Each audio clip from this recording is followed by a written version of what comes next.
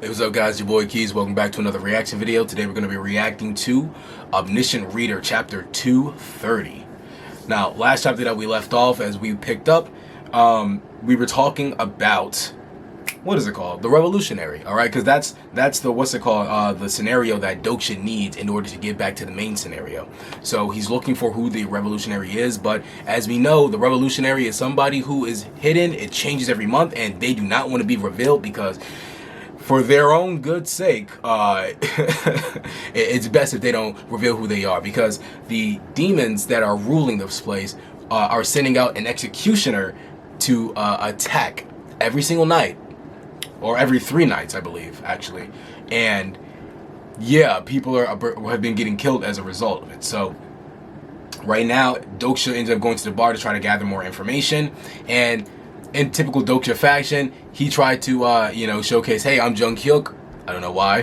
Why my man can't just accept that, he is who he is. I think the fourth wall said he used it as a defense mechanism, which is kind of funny. But when everyone was seeing the last scenario that Dokja had participated in, the one where he became a demon, or ended up gaining demon properties, he ended up saying, oh, that's me, I'm Jung Hyuk. They were like, no, you're not. Aslan was like, no, you're not. That dude looks way more beautiful than you do. Why do you think that you can be him? Which is kind of funny, because then when Dokja was like, oh, hey, do you look up to him, right? I can introduce you to him. He was like, why would I care about this dude? I like this dude, Dokja, right? Because the reality is Dokja's not realizing something that I'm kind of picking up. I kind of already knew this a while back, but like I'm picking up more as I read through the story.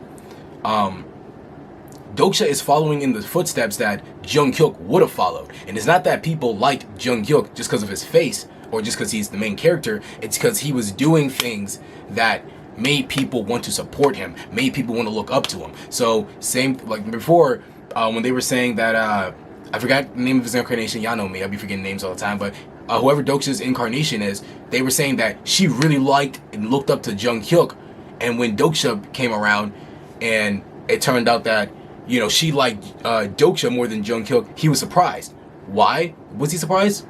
I don't know. He should have realized it's because I'm embodying the character that Jung Hyuk was to this person. Same thing for what's her name? It was the chick who's like the empress. She was like a ruler. She always has red on. She has a bunch of followers behind her. She supposedly was in love with Jung Hyuk, but now she's in love with Dokja. Why? Because Dokja is the one embodying the journey that Jung Hyuk was taking. He is acting as the main character, and it's the same thing here, where people are, he's surprised that people aren't really more interested in Jung Hyuk, but it's because, dude, you're the one who ended up becoming the demon king or whatever. So he's not realizing that it's not Jung Hyuk just being Jung Hyuk. It's the things that Jung Hyuk did that you're now doing that made people respect, like, and admire Jung Hyuk. That said, though, he just did something that Jung Hyuk would not have done, which is really cool, and that is that when the executioner came around and was looking for who the person was and was about to go to Aslan, it looked like, he jumped up and said, I'm the revolutionary. So he took the fall. So now, since he took the fall, obviously the executioner is going to target him. So I'm very excited to see exactly how things are going to pick up, because it's getting pretty interesting. Also, side note, I love how everybody was yapping. Like you got some dudes in here saying, man, if I was in this scenario, I would have did. Alright, bro. Yeah, alright. Anyways, let's jump to the new scenario, or the new chapter. The sole being who can threaten the Duke, the pinnacle of the industrial complex, the revolutionary. The hope and legend of the citizens, and their despair all at the same time.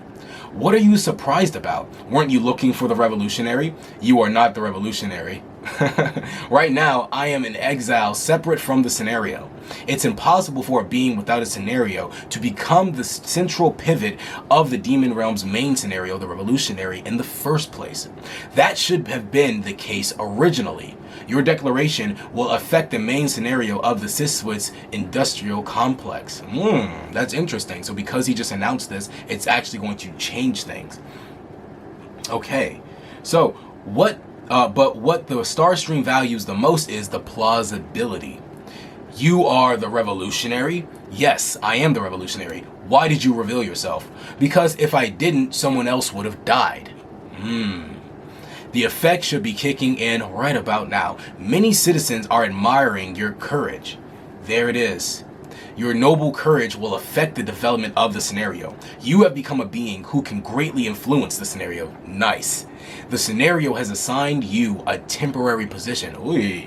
You have become the self-proclaimed revolutionary. If the existing revolutionary dies, the position will be transferred to you.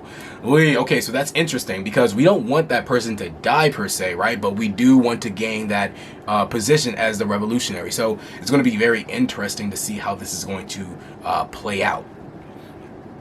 The hidden scenario, self-proclaimed revolutionary, has been acquired. Though it's a limited time hidden scenario instead of a main scenario, this should be enough to help me get by for now. Wait, are you really the revolutionary? Hey, yo, what's going on with homeboy? Bro, he got that's that rancid breath, bro. Come on now, don't be breathing on me like that. The Sith executioner has placed a mark of death on you. You have been designed or designated as the scapegoat of the night. Get out of the way! Ah! So everyone's running away. Chaos is going out. Oh, he missed. Okay, hit the floorboards. Huh? How did you dodge? That's probably what he's thinking. Revolutionary. Phew! The exile penalty has been slightly alleviated. Despite it being a hidden scenario and not a main one, it's surprising how different the vividness of my existence feels just by entering a story. Oh, so now maybe, okay, right, because he's still dealing with the exile penalty. So now his body can adjust even a little bit more better to this area right now. That's interesting. Okay, that's why he needed the scenario too, or partly why he needed a scenario. The following space has been temporarily closed. You are not able to escape from the tavern. No citizens of the industrial complex can oppose the executioner. It's a special skill, execution, ignores all defenses of its target and delivers a single fatal blow. So one hit kills. That's wild. The execution is proceeding. Run, you idiot! No matter how strong a citizen may be, no one can withstand the executioner's scythe in this scenario. I wonder if that's going to be different though, since Dokja is a demon. However, and he's blocking. Huh? Sorry to tell you, but I'm not a citizen. You are not a main scenario participant. You are not a citizen, so he can fight back. You are in exile. Nice. You are not affected by the execution effect of the following scenario. The fatal kill effect of the execution is being neutralized. Wow. I told you, I'm the revolutionary. He withstood the attack from the executioner. Is he really the revolutionary? Your scenario contribution has increased. Insolent. Don't get cocky. I know that you're only strong at night. What? Once this night is over, you will definitely die. Because I will definitely kill you. Oy! He talking greasy right now. I like it. Okay. So, fake revolutionary. Oh, we're in a new what's it called? So, fake revolutionary part 1. It looks like this is a castle, so I'm gonna guess this is like the demon mansion, the main demon mansion of the Sithwits. Yeah, because this is a homeboy that came to the clock tower here. Demon Earl Silok. Demon Earl Han. This boy looked like Dr. Doom, for real. I have something important to tell you, the Duke. Say it, I will let him know.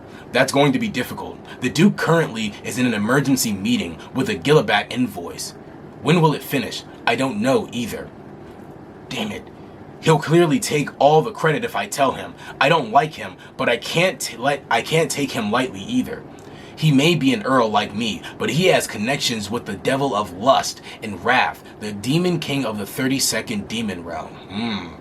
Fine, I'll just wait since it's not something urgent. He's like, not something urgent. Then why are you so pressed about it? Son of a bee. Keep wandering to yourself. The information I was going to report wasn't even that big anyway. A demon noble presumed to be one of the Marquis of Gillabat has appeared in the citizen's residence, though it doesn't seem like a big deal if I say it like that. Is the Marquis of Gilebat inside as well? Yes. He must have come straight here without going anywhere else. It is an important matter after all. As I thought, my guess was right. There shouldn't be two Marquises among the Gilebat envoys. Ooh, so he's like, look, I don't know who this dude is, but he definitely isn't. What's it called? So he knows Dokja is. My camera's about to die, so if it cuts off, I'm sorry, y'all. We want to make sure we get this reaction out. All right. But yeah, he knows now that Dokja obviously isn't who he said he was. So he's like, this is some. All right, yeah, they cut off. I don't know where I was at when I was talking, but I'm just gonna say I think the last thing I was talking about is that Dokja obviously, or that this dude now obviously knows that Dokja is clearly not the Marquis of Gilebat like he said he was. So now he's gonna try to like have that conversation with the Duke to figure out exactly like who this person is. Because the reality is he still has demon aura, so it's like this dude's a problem because he's an outsider pretending to be somebody he's not, so he's not a part of our system, but at the same time he's got that power, like, so he's a problem right now, he's a threat. And so with what's going on with the executioner, it's going to be even more so of an issue, especially like once they figure out that the executioner either gets killed or like the executioner reports back on what's happening. Okay, so looks like this report holds some value. In other words, the man acting as a demon noble is the streets of the citizen. Hold on. In other words, the man acting as the demon noble in the streets of the citizens is most likely not the Marquis of Gilebat. Yep.